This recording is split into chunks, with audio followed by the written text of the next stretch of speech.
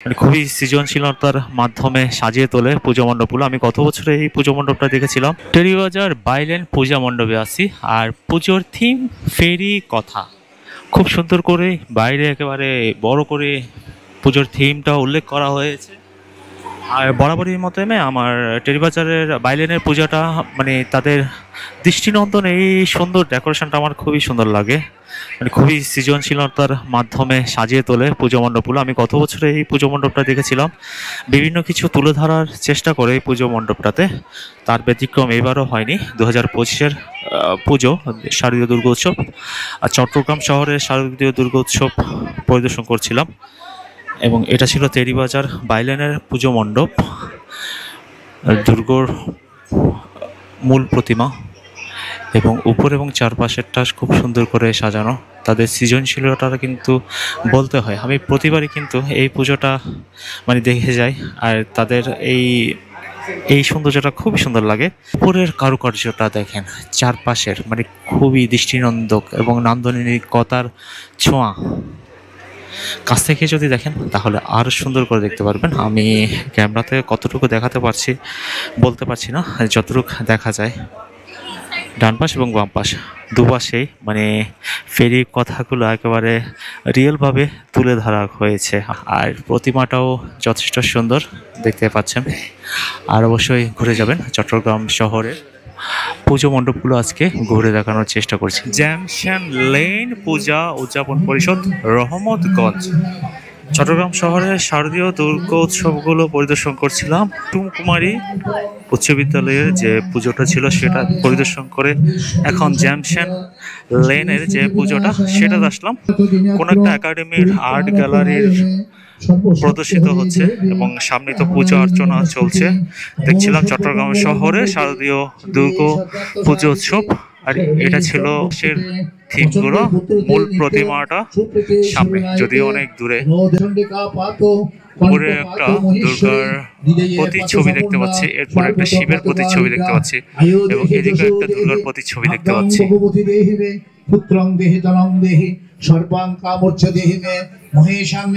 দেওয়ানজি পুকুর পাড় পূজা মণ্ডপ, চট্টগ্রাম শহরের শারদীয় দুর্গা উৎসব মণ্ডপগুলো ঘুরে ঘুরে দেখছিলাম। এটা হচ্ছে দেওয়ানজি পুকুর পাড়, আর খোলামেলা আছে স্পেসটা। সামনে হচ্ছে মূল প্রতিমা এবং পূজা অর্চনার আয়োজন চলছে, যার কারণে আমি সামনের দিকে যেতে পারতেছি না। আর রাস্তা ঘেঁষে যেহেতু মণ্ডপটা, যার কারণে একটু খোলামেলা আছে। আর একটু সামনে যাইতে পারলে হয়তো বা আপনাদের প্রতিমাটা একটু সুন্দর করে দেখাতে পারতাম। আর এটা বাইরের ভিউ, মেইন রাস্তা থেকেই সুন্দর করে সাজানো হয়েছে। আর এদিক থেকে যাওয়ার সময় আমি কুসুম কুমারী উচ্চ বিদ্যালয়ের যে পুজো মণ্ডপটা আছে সেটা দেখাবো। আর তারপরে জামশেন হলের পূজা মণ্ডপটা হয়তো বা যাইতে পারবো না, কারণ যেহেতু মেইন রাস্তার পাশেই, যার কারণে গাড়ি পার্ক করে সেখানে ঢোকাটা হয়তো বা সম্ভব হবে না। বিদ্যালয় পূজা মণ্ডপ, আর এখানে একটা সংকীর্তন হচ্ছিল, আমি সংকীর্তনের পাশেই আছি। সামনে পূজা মণ্ডপটা দেখানোর ট্রাই করব।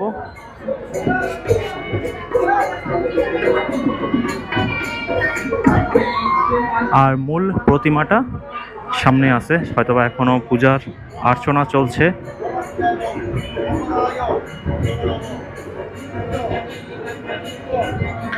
দেখছিলাম চট্টগ্রাম শহরের পূজা মণ্ডপগুলো, আর এটা ছিল কুসুম কুমারী উচ্চ বিদ্যালয়ের শারদীয় দুর্গা পুজো উৎসব।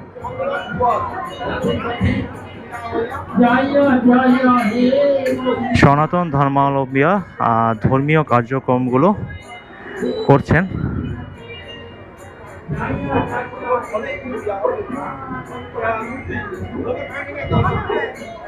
আর দুপাশ থেকে হচ্ছে এই মন্দিরে পূজা মণ্ডপে প্রবেশ করা যায়। একটা হচ্ছে মেইন রোডের পাশ দিয়ে, একটা হচ্ছে স্কুলের যে ছোট গেটটা আছে সেটা দিয়ে। আমি অবশ্য ছোট গেটটা দিয়ে প্রবেশ করছিলাম, এবং বড় যে গেটটা আছে সেটা দিয়ে বেরোচ্ছি, এবং বের হয়ে আরও একটা পূজা মণ্ডপ বাইরে রয়েছে সেদিক দিয়ে দেখছিলাম। পাথরঘাটা মেনকা বালিকা উচ্চ বিদ্যালয়, এটা বিদ্যালয়ের আন্ডারে পূজা মণ্ডপ। আর মূল প্রতিমা এবং চারপাশটা এভাবেই সাজানো আছে বিভিন্ন মনীষীদের বাণী দিয়ে। আজ এই মুহূর্তে চট্টগ্রামে শারদীয় দুর্গোৎসব 2025 দেখাচ্ছিলাম চট্টগ্রাম শহরের। ছিল সৃজন শৈলী, আছে এই হচ্ছে এসি দত্ত লেন, পুজোর ভাবনা, সৃজন শৈলী।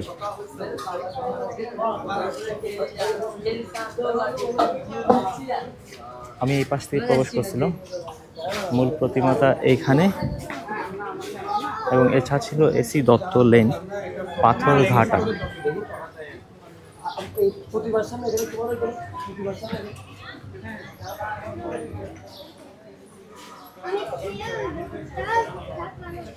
চট্টগ্রাম শহরে শারদীয় দুর্গোৎসবগুলো দেখানোর চেষ্টা করছিলাম। পুজোর ভাবনা তো বললামই, সৃজনশৈলী, এবং আসি এসি দত্ত লেন, পাথরঘাটা। তো আরও আজকে আমরা চট্টগ্রাম শহরের যেসব পুজো মণ্ডপ আছে সেই সকল পুজো মণ্ডপগুলো ঘুরে দেখানোর চেষ্টা করব। সতীশবাবু লেনের পুজোর ভাবনা ছিল তুমি আসবে বলে, এবং এটা হচ্ছে ভেতরেরটা। ভেতরের ডেকোরেশনটা অনেকটা এরকম দেখতে, অনেকটা একেবারে সাদামাটা, মানে সাদামাটা রিয়েলিস্টিক করে রাখা হয়েছে। তুমি আসবে বলে হচ্ছে পুজোর থিম। ভেতরে আসি সতীশবাবু লেনের পুজো মণ্ডপ, ভেতরে মূল প্রতিমার সামনে চলে আসছি।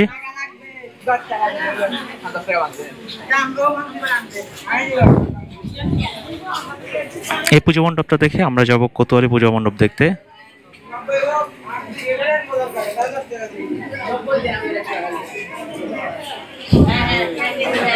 বাবু লেনের পুজো মণ্ডপে পুজোর থিমে কিছু একটা বোঝানোর চেষ্টা করেছে।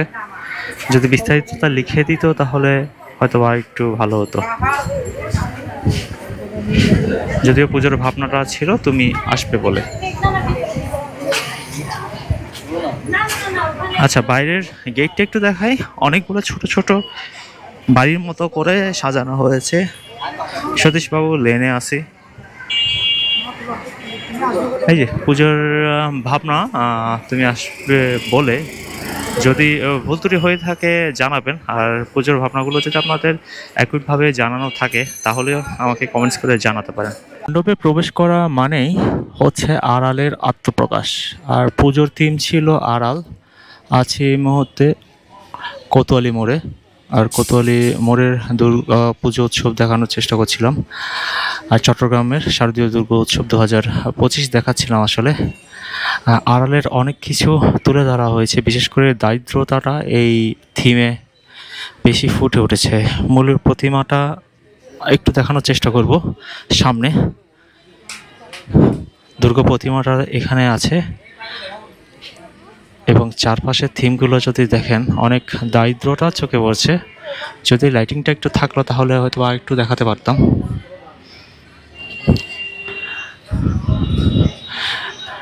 রাতের বেলা এসে অবশ্যই পরিদর্শন করে যাবেন। আমি এখন যদিও দিনের আলোতে হয়তো বা অতটা রিয়েলিস্টিক লাগবে না, রাতের বেলায় যদি দেখেন তাহলে আরও সুন্দর লাগবে।